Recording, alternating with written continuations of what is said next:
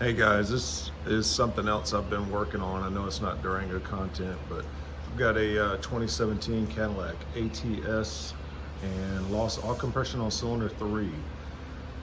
So here is here's what I found, and evidently this is kind of a problem with these engines. So on cylinder 3, you look here, you get a look at that piston. There is quite a big chunk right there. And then if you look on the cylinder wall there on the sleeve, it's, you can see where it blew apart and made a chunk out of it too. But so the solution to that is an engine. So I'm going to be working on putting that in today.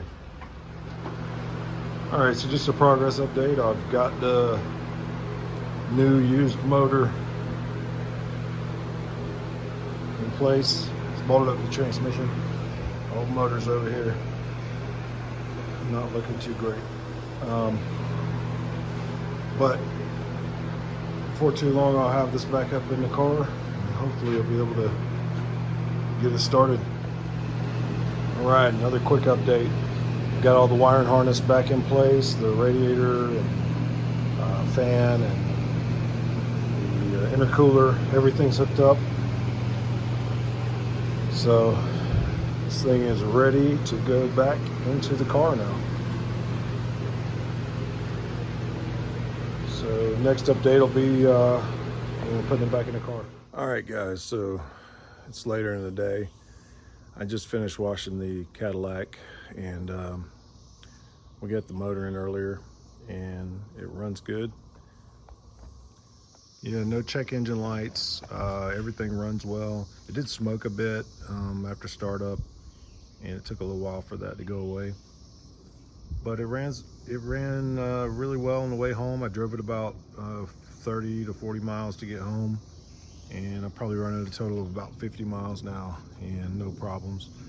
So just wanted to do this video, not as a how-to, but as a just drawing attention to this problem that seems to be happening to a lot of the 2-liter turbo GM motors that they put in the Cadillacs and the Camaro and some other stuff.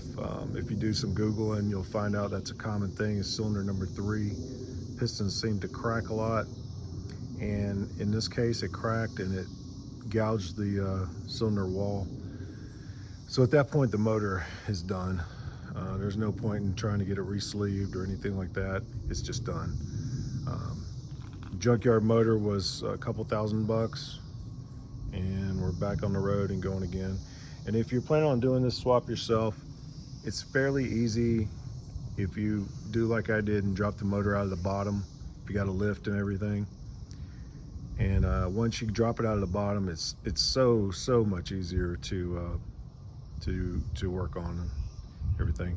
But also, if this happens, if you can scope the cylinder and see that you got a cracked piston or a hole in your piston or something, just go ahead and plan on replacing the motor. Don't even try to work on it in the car.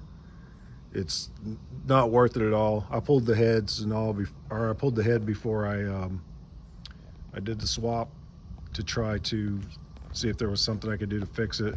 And this car, it fights you. It doesn't want you to take it apart. It just is impossible to work on in the car. So take my advice, drop the motor.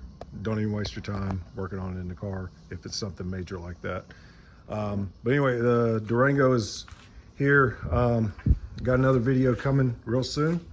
Something big I just did on it, and it's all done now, and loving it. So you guys, if you have any questions or comments, just leave them for me and I'll get back to you. And thanks for watching.